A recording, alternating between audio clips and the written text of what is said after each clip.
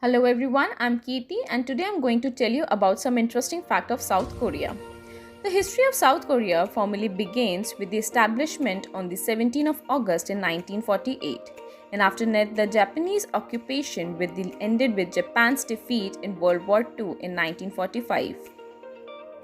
Korea was divided by 38th parallel in the north accordance with the UN arrangements and administered by a Soviet Union in the north and the United States in the south. Soviet, the Americans were unable to agree on the implementation of joint trustship over the slit. In the 1948 to establishment two separate governments, each claiming to be legitimate government of all the Korean. Eventually, following the Korean War, two separate governments stabbed allies into the existing politics entities of North Korea and South Korea we have today. Located in the south part of the Korean Peninsula, South Korea is the sovereign state in the East Asia and separated from North Korea by inhabited land called demilitarized zone of 38 parallel. Fact number 1. In 2005, South Korea was first country to have full transition into high-speed internet. Today, it is considered to have the world's fastest internet speed and the speed is always increasing.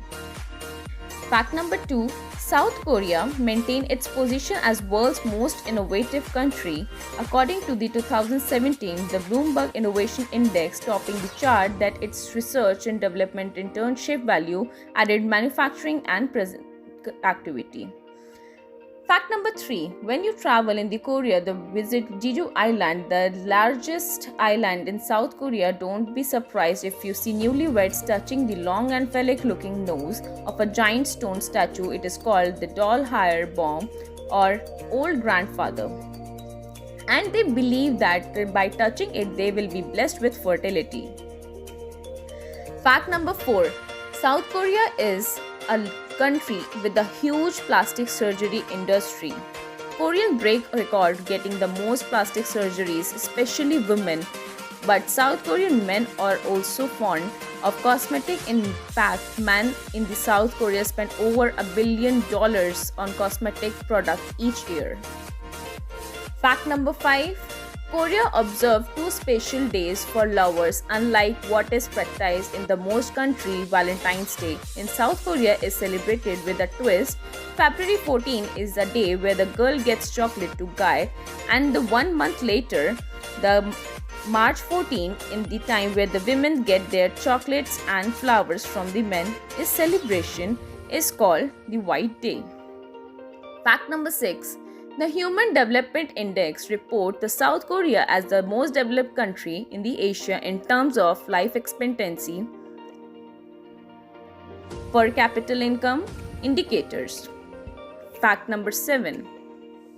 South Korea, the world's most innovative country, also aspired the world leader in robotics, and in 2012, the Correlation Institute in Pohang got their first robotic prison guard in the world to monitor inmates. Fact number 8. Travelers in South Korea should keep in mind that most important thing to be considered is choosing the taxis is its color. Taxi in this country are convenient and inexpensive, means that transportation you can choose from 3 colors, the grey, white, and provide the basic comfort, while black and yellow detailed taxi offer the luxurious ride with the wet-end driver back. Fact number 9. Consider the one of the most ethnically homogeneous society in the world. More than 99% of residents of South Korea have a Korean ethnicity. Fact number 10. In Korea, rather than ambiguous North America question, what is your sign, you're more than likely to be asked, what is your blood type? Like linking in the blood types of personality alligated goes to the 1920s in Japan, with the concept of researched in the 1970s by a Japanese writer, doesn't know how to grow me. In the idea then, they spread out outwards to look towards elsewhere, primarily Taiwan and South Korea. Now coming over to the economics and the history of the South Korea. When South Korea was established, it was one of the poorest nations in the world. Country relied on foreign aid to survive from 1962 until 2018. South Korea economy on average grew 7% annually. Today, it was a South Korea has become one of the most prosperous nation in the world, and it regularly provides the foreign aid to many struggling nations. The first half of the 20th century was marked with tragedy for South Korea in 1910. The Japan annexes the Korean peninsula and control it until 1945, when the Japan uncontrollably surrendered to the Allied force of Korea, and it was split into two nations, that is North and South Korea. South Korea suffered another setback when the Korean War began in 1950s war and had a destroyed South Korea in the country become one of the poorest nation in the world. No one believed the South Korea could escape poverty, but hope came in the form of new government in the 1960s. The General Park Chung-hee gained control of South Korea through a military coup up until the 1960s. South Korea was heavily dependent on the foreign aid, but the Park government wanted an end to it. The government wanted the nation to independent and successful. The Park government wanted the South Korea to be the market-based economy. To improve the overall efficiency of the South Korea economy, has the South Korea didn't receive any natural resources to export. The government decided to country to needed to specialize in the export of manufacturing goods. By the time the Park government came into power, a policy of mandatory elementary education had already begun. In South Korea, the government expanded access to secondary vocational and tertiary education to the citizens, and the Park government chose to start industrializing the country through the series of 5 years plan. The beginning in 1962, in the early stage of the industrialization, the government placed high priority on developing the country's technological capacity, and the government capitalized on its education labor force by forcing on the light manufacturing industry like textiles.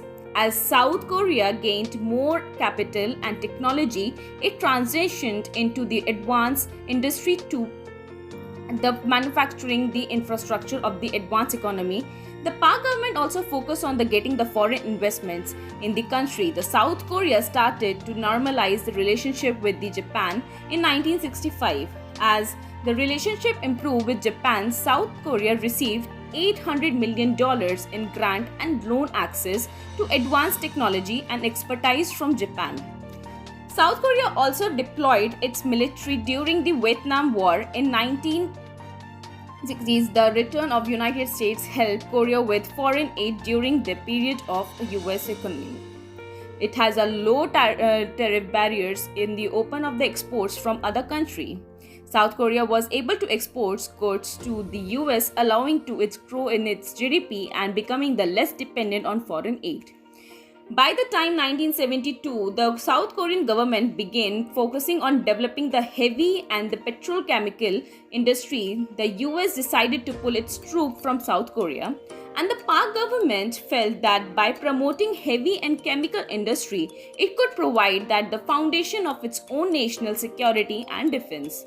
To promote the heavy and the chemical industrialization of South Korea case and the dead dog of science, Park created a train to the people to science technology. South Korea also began investing in the industrial facilities that could help produce metal, steel, machinery, ships and cars.